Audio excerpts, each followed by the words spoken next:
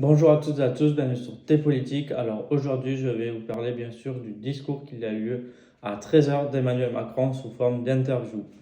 Donc Emmanuel Macron a dit qu'il ne voulait pas supprimer ce projet de loi en disant que c'était un projet de loi qui était nécessaire pour la France. Donc il n'y aura pas de dissolution de l'Assemblée nationale, ni de remaniement, ni de référendum, d'après ce qu'a dit Emmanuel Macron pour l'instant. Donc il n'a bien sûr toujours pas convaincu les syndicats ni une majorité des Français. Donc, euh, donc, les mobilisations vont se poursuivre, surtout le blocage de sites pétroliers dont il n'y a plus énormément d'essence, surtout dans le sud. Par exemple, moi j'habite dans le sud, il n'y a quasiment plus d'essence dans les stations. Donc on va voir si ça s'améliore ou pas. Après, il y a aussi des blocages au niveau des facultés. Par exemple, la faculté de Montpellier est bloquée actuellement.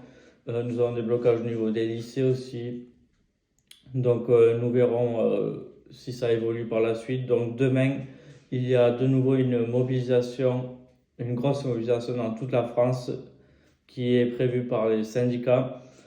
Donc, on verra si la rue peut faire plier le gouvernement, puisqu'il y a quand même il y a des manifestations assez violentes, par exemple à Paris, souvent les soirs depuis le 49-3 ou même à Rennes ou Lyon. Donc, dès qu'il y aura un événement important sur cette réforme des retraites, bien sûr, je ferai une vidéo. Donc, on va voir comment ça se passe la suite. Donc, je voulais faire cette vidéo pour vous parler du discours de Macron. Donc, merci à tous d'avoir regardé cette vidéo.